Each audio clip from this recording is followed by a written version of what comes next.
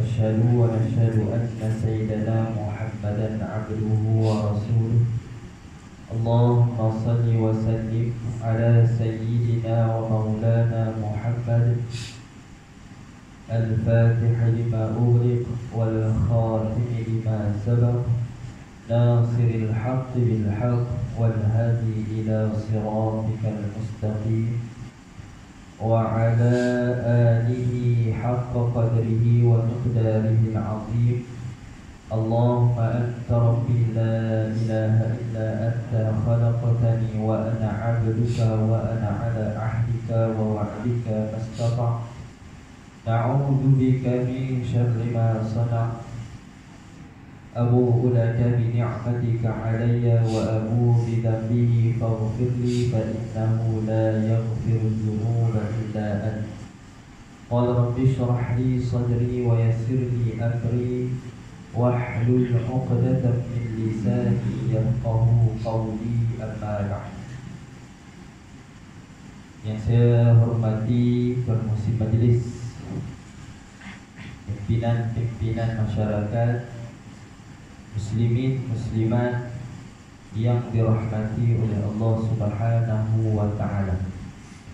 Pertama dan selamanya mari kita merafak setinggi-tinggi syukur kita kehadrat Allah Subhanahu wa taala dengan limpah kurnia taufik hidayah daripada Allah Subhanahu wa taala. Allah mempertemukan kita dalam majlis ilmu. Mudah-mudahan pertemuan kita mendapat rahmat dan redha daripada Allah Subhanahu wa taala. Dalam satu hadis Nabi sallallahu alaihi wasallam sebut yang diceritakan oleh Sayyidina Abi Hurairah radhiyallahu anhu. Dan hadis ini Nabi sallallahu alaihi wasallam cerita tentang 3 orang di kalangan Bani Israel. 3 kalangan ataupun 3 orang daripada Bani Israel. Hadis ini sahih, riwayat Al-Imam Al-Bukhari dan Imam Muslim. Kata Sayyidina Abu Hurairah radhiyallahu anhu, sami'tu, aku mendengar Rasulullah sallallahu alaihi wasallam sebut, inna thalathatan fi Bani Israel, sesungguhnya ada 3 orang di kalangan Bani Israel. Kita tahu Bani Israel. Hadis ini diriwayatkan oleh Abi Hurairah. Abi Hurairah radhiyallahu anhu, beliau di antara perawi ataupun orang yang paling banyak meriwayatkan hadis Nabi. Ranking yang pertama lah. Kalau duduk dalam ranking tu, dia duduk nombor pertama. Yang kedua Sayyidatina Aisyah radhiyallahu anha. Sayyidatina Aisyah radhiyallahu anha. Lepas pada tu Ibnu Umar, Sayyidina Anas ibn Malik radhiyallahu anhu. Sayyidina Abu Hurairah ni dia di antara di kalangan Ahlu Sufah. Ahlu Sufah ni tak ada rumah, tak ada keluarga, tak ada pekerjaan. Yang dia ni duduk dengan Nabi sallallahu alaihi wasallam. Apa yang Nabi makan, Ahlu Sufah ni akan makan. Ahlu Sufah ni ada 60 orang lebih. Ketua dia adalah Sayyidina Abu Hurairah. Yang meriwayatkan hadis ini adalah Abu Hurairah. Dia kata, aku mendengar daripada Nabi sallallahu alaihi wasallam, inna thalathatan fi Bani Israel, sesungguhnya ada 3 orang di kalangan Bani Israel. Yang pertamanya Abu Rasul, yang kedua wa aqra'u, yang ketiga wa a'ma. Kata Sayyidina Abu Hurairah, Nabi cerita di kalangan 3 orang Bani Israel ini. Yang pertamanya, dia ni ada penyakit kusta. Dia ada penyakit kusta ataupun apa dia orang panggil sopok. Sopok putih-putih. Dulu ni waktu kita mengaji dulu, dan saya pegang sampai hari ni, petua di antara tak jadi sopok. Bukan nak cerita pasal sopok, tapi dah masuk bab ni, nak cerita. Orang kalau lepas kerak kuku, kita kalau lepas kerak kuku, jangan terus makan ataupun pegang kulit. Disebut dalam kitab kita, berlakunya sopok itu mai daripada kuman ataupun kuku. Lepas kita kerak kuku, kita tak basuh dah, terus kita pergi makan ataupun kita garuk. Itu salah satu penyebab boleh jadi kusta ataupun sopok. Jadi penyakit putih-putih. Rasanya sampai hari ni tak ada ubat sopok ni. Nabi SAW cerita yang pertamanya di kalangan Bani Israel ini adalah seorang yang penyakit kusta. Yang keduanya, penyakit dia ada penyakit botok jenis tak tumbuh rambut. Ni kita ingat dengar macam lawak, tapi ni hadis Nabi, hadis sahih. Orang yang kedua, penyakit dia penyakit botok. Jenis tak tumbuh rambut. Bukannya jenis suka cukup tak. Memang duk simpan, duk biar tak naik, duk biar tak naik. Ni rambut. Orang muda ni, dia rambut style macam-macam. Tuan-tuan tengok budak-budak ni pakai nampak kepiah elok. Cuba tuan buka ni, dia style macam-macam. Kita waktu mengaji dulu pun lagu tu lah. Jangan duk kacau lah rambut. Boleh berkelahi dengan ustaz kalau suruh botok. Rambut ini kata para ulama adalah mahkota bagi seorang lelaki. Dia nampak handsome ataupun dia rasa dia handsome, ada rambut tu. Benarnya tak pun. Itu penyakit yang kedua. Penyakit yang ketiga, orang yang ketiga di kalangan Bani Israel ini, penyakit dia penyakit buta. Ada 3 orang. Yang pertama sopok, kusta. Yang kedua botok. Yang ketiga adalah ahma. Dia buta. Kata Nabi SAW, فَبَعَثَ إِلَيْهِمْ مَلَكًا. Kata Nabi, Allah Subhanahu wa ta'ala faba'atha, mengutuskan, ilaihim, kepada mereka 3 orang ini, malakat, para malaikat. Para malaikat yang menyerupai manusia. Malaikat ni di antara ciri dia boleh merubah bentuk menjadi manusia. Kalau tuan-tuan pernah dengar hadis yang Imam Nawawi bawa masuk dalam kitab dia, hadis yang kedua. Hadis yang kedua, hadis Jibril, dipanggil hadis Jibril. Nabi SAW didatangi oleh seorang lelaki, yang kata para sahabat, kami tak kenal lelaki ni. Kami tak kenal. Mai daripada mana tak tahu. Mai tanya Nabi tentang Islam, mai tanya Nabi tentang iman, ihsan dan sebagainya. Lepas balik 2-3 hari, Rasulullah tanya kepada Sayyidina Umar, wahai Umar, tahu tak siapa dia yang mai jumpa kita hari itu? Jawab Sayyidina Umar, Allah wa rasuluhu a'lam. Allah dan Rasulullah lebih mengetahui. Maka kata Nabi, itu adalah Jibril. Jibril dia mai berjumpa dengan Nabi SAW, menyerupai manusia, tapi yang elok. Manusia yang elok, handsome, kacak. Nah, itu sifat malaikat yang boleh menyerupai manusia. Maka Allah utuskan para malaikat bertemu dengan 3 orang yang berpenyakit tadi. Faqala, lalu para malaikat tanya kepada 3 orang tadi. Pergi jumpa seorang-seorang yang para malaikat tanya kepada 3 orang tadi, ayyu syai'in ahabbu ilaika, apa dia yang hang sonok, apa dia yang hang suka aku nak bagi. Apa dia yang hang cinta, apa dia yang hang suka, permintaan apa yang hang nak minta, aku akan tunaikan, aku akan tunaikan. Maka orang yang pertama yang sopok tadi, dia jawab, aku nak kulit yang cantik.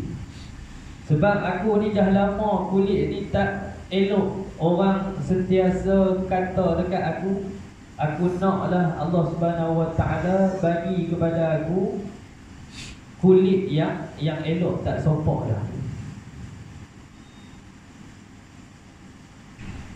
Lalu malaikat ni dengan kekuasaan Allah Subhanahu Wa Taala, famasahahu fadhahaba anhu qubhuhu. Lalu malaikat tadi usap penyakit dia, penyakit sopok tadi, sehingga sembuh. Allah Subhanahu Wa Taala bagi sembuh. Lalu malaikat tanya lagi, apa dia yang hang nak? Kawan ni kata, aku nak seekor baqaratun, seekor lembu. Maka malaikat ni pun berdoa kepada Allah.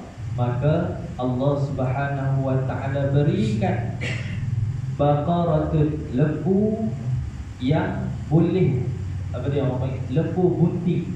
Lembu bunting. Maka malaikat pi kepada orang yang kedua, hak berpenyakit botok tadi. Maka malaikat pun tanya soalan yang sama. Wahai lelaki, apa dia yang nak? Maka dia kata, aku nak rambut. Aku ni lama dah tak ada rambut, aku nak rambut. Rambut yang elok. Maka malaikat pun berdoa kepada Allah.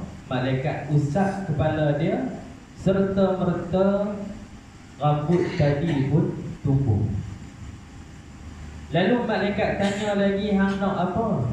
Aku nak ibil. Ibil ni unta. Aku nak unta. Maka malaikat pun berdoa kepada orang yang botak tadi. Maka Allah Subhanahu Wa Taala beri kepada dia unta yang bunting.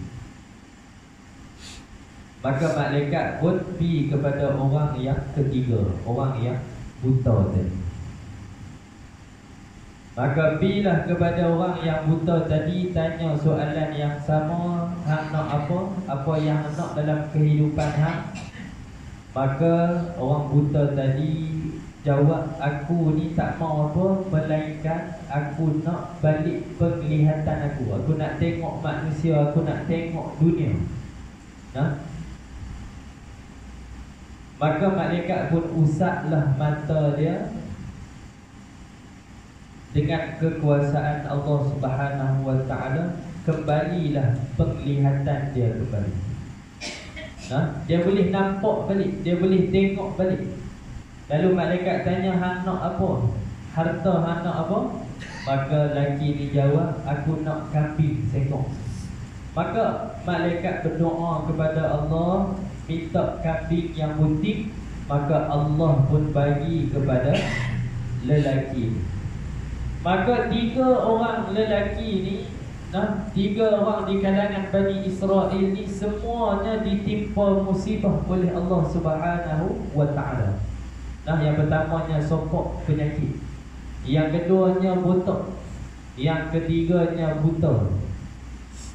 Selepas malaikat ni mai, Allah Subhanahu Wa Taala bagi balik nikmat yang Allah tarik. Kita duduk di atas muka bumi ni tuan-tuan, kita berada di muka bumi ni, Allah Subhanahu wa ta'ala bagi nikmat kepada kita bermacam-macam. Tapi apabila Allah tarik satu nikmat, baru kita rasa. Contoh apa dia nikmat apa? Kalau mai tua ni tak boleh semayang berdiri elok. Apabila sakit lutut, sakit segala macam ni, tak boleh semayang dengan sempurna. Kena semayang atas kursi. Waktu tu apabila hilang nikmat, satu nikmat yang Allah bagi kepada kita, waktu tu barulah kita rasa betapa besarnya nikmat yang hilang tersebut. Begitulah tiga orang ni, apabila mereka ditarik nikmat, diuji oleh Allah Subhanahu wa ta'ala, Allah bagi balik apa yang Allah ambil tu, dan Allah tambah lagi dengan binatang-binatang ternakan. Orang pertama dapat lembu, orang yang kedua dapat unta, yang ketiganya dapat kambing. Semuanya bunting. Dalam hadis sebut, fattajahadani wa walada hadha fakana lihadha wajid minal ibil wa lihadha wajid minal baqar wa lihadha wajid minal ghanam. Tiga orang ini apabila dah bunting, Allah Subhanahu wa ta'ala berikan nikmat kepada mereka, sehingga yang mana dapat unta tadi, ladang dia penuh dengan unta, membiak. Yang baqarah, yang lembu tadi, penuh ladang dia, ternakan dia dengan lembu. Sebab apa? Berkat doa tadi. Allah bagi kepada orang pertama lembu, sehingga biak penuh ladang. Orang yang kedua unta, orang yang ketiga kambing. Semua dapat serupa. Lalu Nabi SAW kata, summa innahu atal abrasa fi suratihi wa hayati faqala rajulun miskin. Tiba-tiba pada satu hari, lepas beberapa lama, malaikat ni tadi mai balik dan menyerupai orang lain. Dia mai, dia menyerupai orang lain. Dihantar juga oleh Allah Subhanahu wa ta'ala. Malaikat ni mai kepada orang yang sopok, orang yang terkena penyakit kusta, yang dah lega, dia pun ada lembu banyak dah. Malaikat ni mai balik, minta sedekah. Minta sedekah dekat orang kusta ni tadi, orang yang sopok ni tadi. Mai dalam keadaan miskin. Apa jawapan orang yang sopok ni tadi? Hang pinjam, hang ni miskin, hang ni orang miskin, tak layak duduk dengan aku orang kaya. Dia tak sedap, kata dulu ni dia pun miskin, dia pun diuji oleh Allah Subhanahu wa ta'ala. Ni Allah hantar malaikat untuk uji balik selepas mana Allah bagi nikmat. Ini dalam hadis ini, para ahli hadis mengatakan bahawa setiap nikmat yang Allah Subhanahu wa ta'ala bagi kepada kita, mesti Allah Subhanahu wa ta'ala akan menguji kita. Mesti Allah akan uji kita dengan nikmat yang Allah Subhanahu wa ta'ala bagi kepada kita. Jangan kita duk rasa seronok, jangan kita duk rasa lega. Kita duk rasa tak apa dah, aku ni ada segala-galanya, tak apa dah. Satu hari Allah akan menguji kita. Waktu tu barulah kita tahu kita ni orang yang bersyukur ataupun tidak. Malaikat ni pun mai kepada orang yang pertama, orang yang sopok tadi, minta sedekah, mainlah sikit makanan, minta duit. Dia halau malaikat ni, yang dia tak tahu kata kawan ni malaikat. Dia pun halau, dia kata hang ni orang orang miskin. Hang ni orang miskin. Maka dalam hadis ini Nabi SAW cerita, lelaki ni tadi tak mau bagi apa pun dekat orang miskin ataupun malaikat yang mai tadi. Tak mau bagi apa pun. Sehinggalah malaikat kata, sekiranya kamu tidak bagi ataupun kamu berdusta, Allah Subhanahu wa ta'ala akan tarik balik nikmat ini. Maka malaikat pun berlalu pergi kepada orang yang kedua pula. Orang yang kedua tadi, penyakit dia, apa dia penyakit apa dah?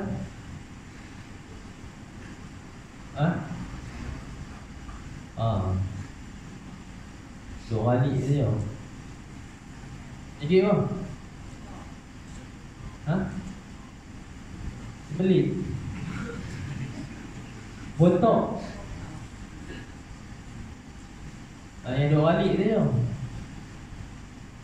Mai malaikat pi kepada orang yang kedua. Orang yang kedua ni botok. Dia tumbuh dah elok dah, rambut dah handsome dah, jadi kaya dah, ada unta, binatang ternakan banyak unta dia.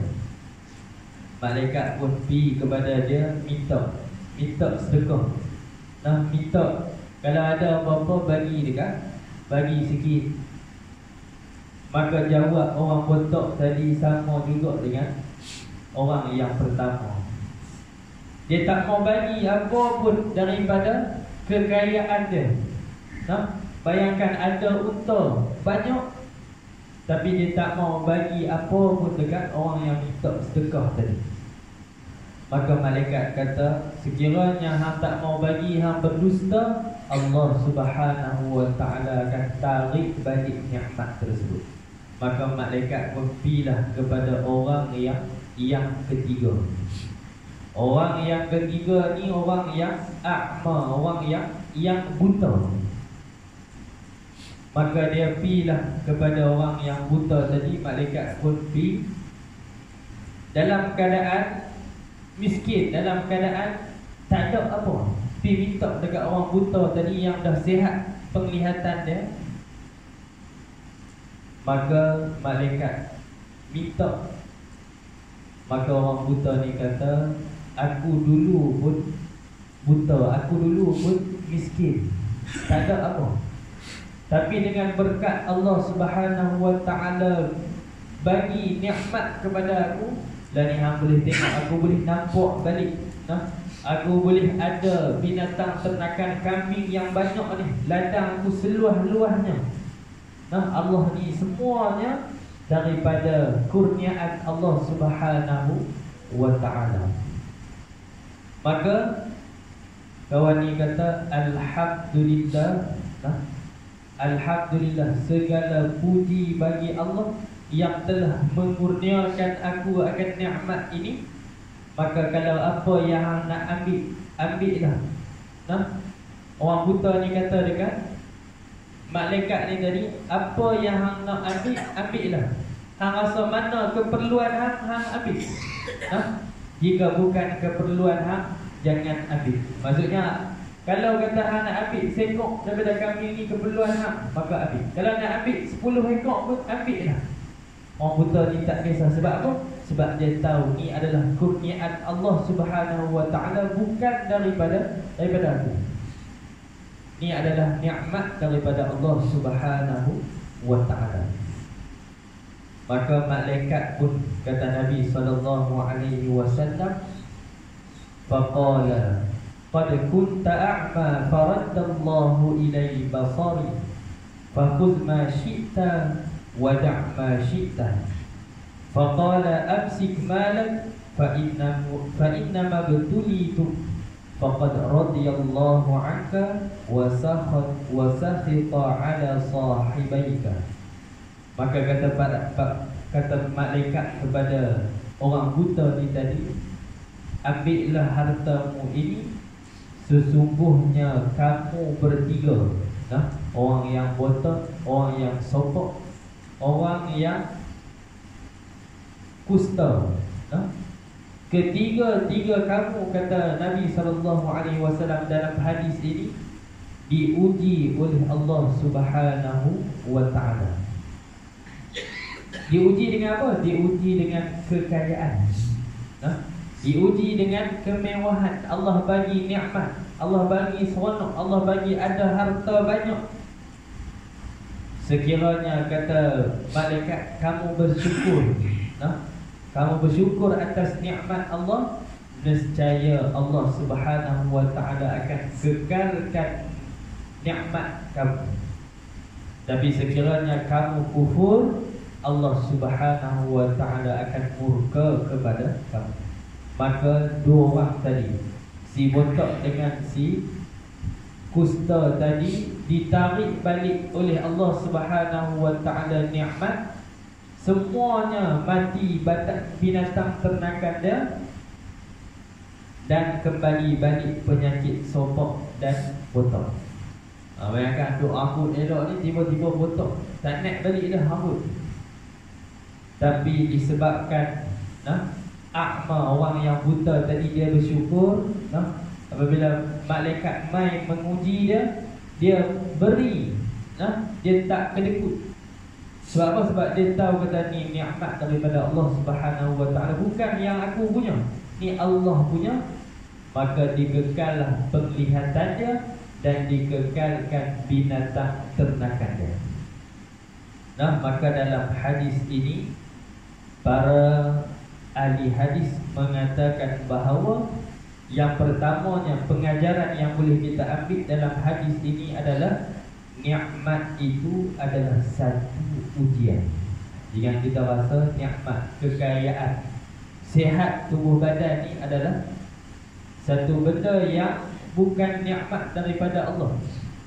Ini adalah nikmat, dan setiap nikmat akan diuji oleh Allah Subhanahu wa ta'ala. Nak tengok kita ni bersyukur ataupun tidak.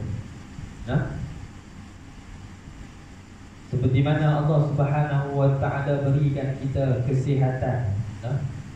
Waktu muda ni Allah bagi kesihatan. Adakah kesihatan kita ni kita guna kepada buat ibadat ataupun kita buat maksiat kepada Allah Subhanahu wa ta'ala? Kalau kita duk buat maksiat dengan tubuh badan kita, kesihatan yang Allah bagi ni, kita duk buat maksiat, segera bertaubat kepada Allah Subhanahu wa ta'ala. Takut Allah tarik, Allah tarik, dan sekali Allah tarik, tak guna. Dalam satu hadis Nabi SAW sebut nikmat yang selalu kita lupa. Nikmat yang selalu kita lupa manusia ini adalah nikmat masa lapang dan juga nikmat sihat. Waktu kita sihat ni, kita adalah satu nikmat, tapi kadang-kadang kita tak rasa itu adalah nikmat. Apabila main sakit saja baru tahu Allah hebatnya nikmat yang Allah Subhanahu wa ta'ala bagi kepada kita, nikmat sihat. Sebab tu kena ziarah orang sakit, baru kita tahu. Nak tengok nikmat sihat ni, nak rasa nikmat sihat ni, pi dekat hospital, pi tengok orang sakit. Sebab tu di antara amalan Nabi SAW adalah ziarah orang sakit. Sebab apa? Sebab apabila kita ziarah orang sakit ni, baru kita tahu betapa hebatnya, betapa besarnya nikmat sihat. Supaya apa? Kita mensyukuri. Kita mensyukuri. Yang kedua, kata para ulama, adalah syukur dengan perbuatan, bukan sekadar lisan. Apabila hadis ini Allah Subhanahu wa ta'ala cerita tentang tiga orang ni tadi, lepas Allah bagi nikmat kepada mereka, Allah uji mereka, bukan hanya sekadar Allah nak tengok lisan. Lisan kita boleh kata aku ni bersyukur, lisan kita boleh kita mengucap Alhamdulillah, tapi cara kita nak bersyukur ni bukan hanya sekadar lisan, tapi dengan perbuatan kita. Mulut ni siapa pun boleh bercakap. Sebab tu Allah Subhanahu Wa Taala hantar malaikat suruh uji, minta sikit daripada harta 3 orang ni. Sebab apa? Sebab nak tunjuk kata bersyukur ni bukan hanya sekadar lisan mulut kita, tapi dengan perbuatan.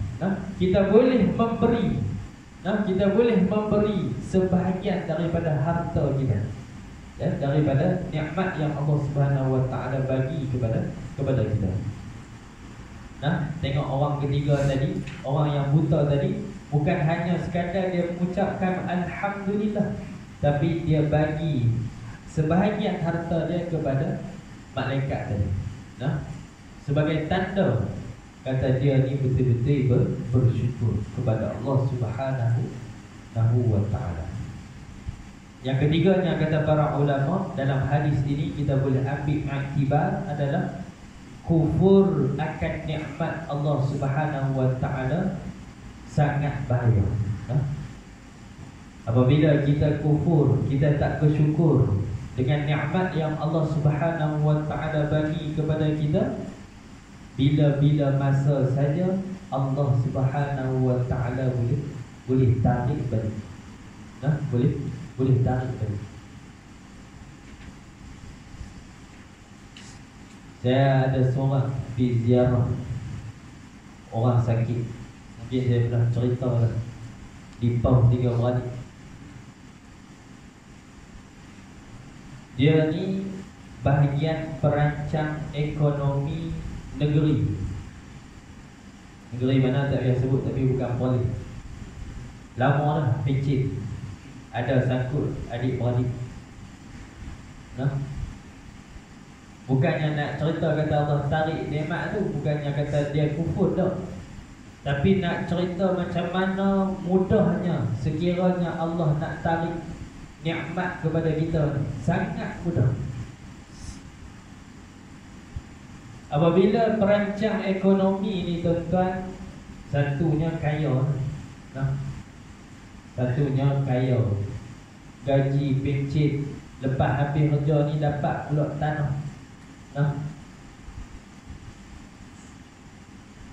Apabila dia pencet dalam sebulan 2 bulan sebulan 2 bulan ni dia pencet, Allah Subhanahu Wa Taala tarik, bukannya tarik apa, tarik ingatan dia saja. Tarik ingatan dia. Dia kau lama kau tak ingat, kau lama kau tak ingat. Last sekali anak dia pun dia tak ingat.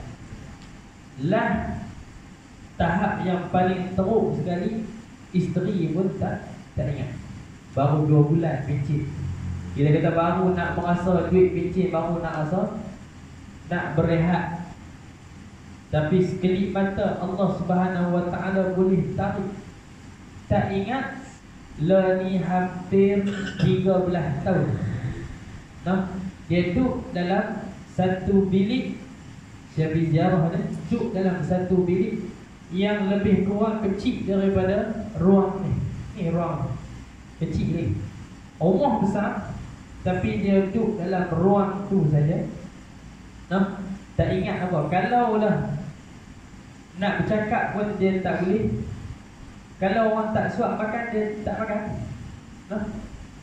Duduk lalu tu. Nak jalan pun tak boleh, nak buat apa, nak teriak pun tak boleh, nak gelak tak boleh, apa pun tak boleh.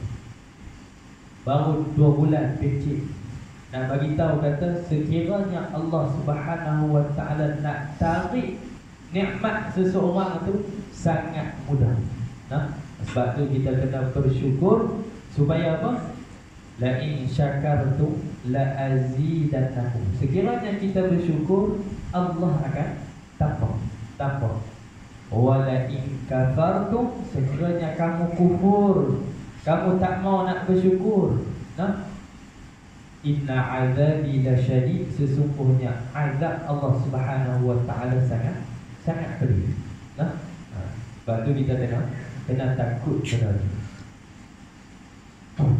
Yang keempatnya adalah dalam hadis ini kata mufassirin ataupun kata ulama hadis, yang keempatnya daripada hadis ini kita boleh ambil setiap pemberian yang kita beri itu mestilah ikhlas. Setiap pemberian yang kita bagi, tak kira lah banyak mana pun kita bagi, kalau RM1 kita bagi, hendaklah kita ikhlas. RM10 pun kena ikhlas. RM100 pun kena ikhlas. Setiap pemberian yang kita bagi, hendaklah kita ikhlas.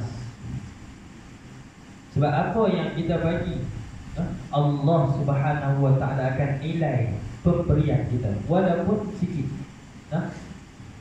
Dalam satu hadis Nabi SAW cerita, ada seorang lelaki yang dia ni nak bersedekah. Dia nak bersedekah, dia ingin bersedekah, tapi nak buat dalam ikhlas, tak mau siapa pun tahu. Hadis ni panjang juga.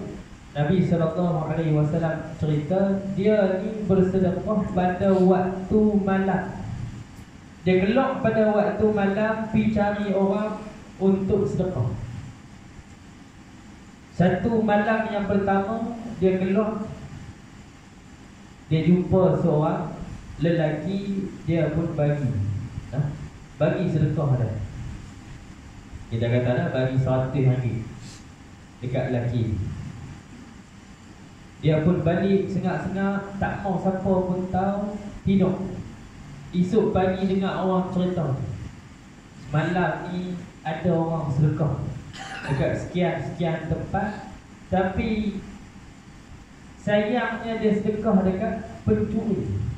Dia sedekah dekat pencuri. Dia pun dalam hati dia,